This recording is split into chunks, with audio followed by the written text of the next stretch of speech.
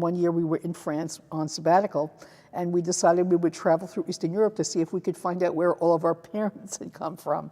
He and I, we were, at the time, fairly ardent socialists. It was the 60s and 70s in the United States. We lived in New York. He was a professor in the State University of New York, and I was getting a PhD in psychology. So we were radical. You know, we wanted to see what socialist Europe was like. So we wanted to travel through Hungary and Czechoslovakia.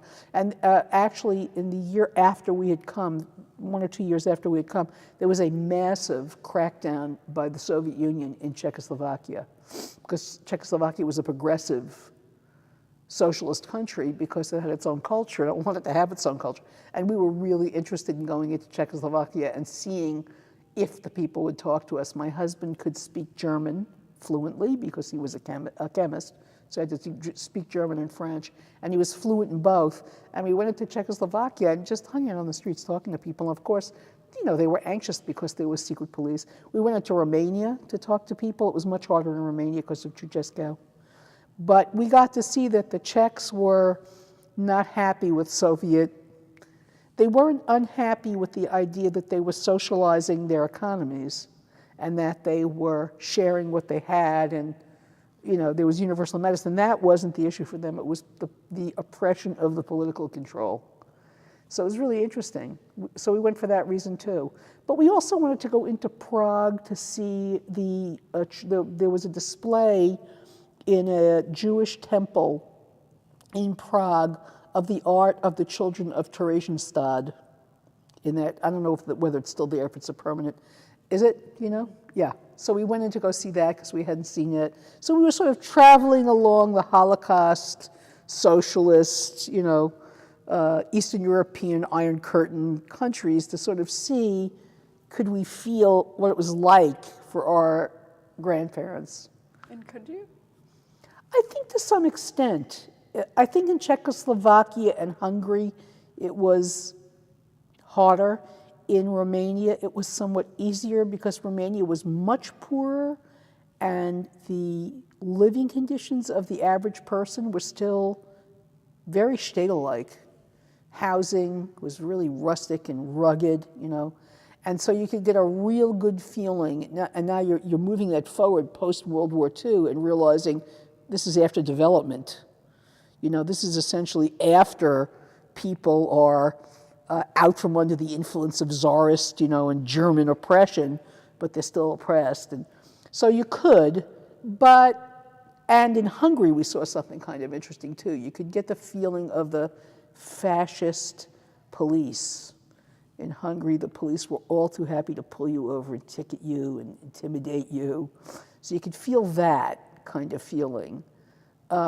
But Czechoslovakia, you could see the coming of the liberation in Czechoslovakia and the desire of the people to be free within their own cultural quality, because they were open and they were talking about all the stuff that they wanted to do. And you can see as it's played out, that Czech Republic has this very rich, you know, quality about it.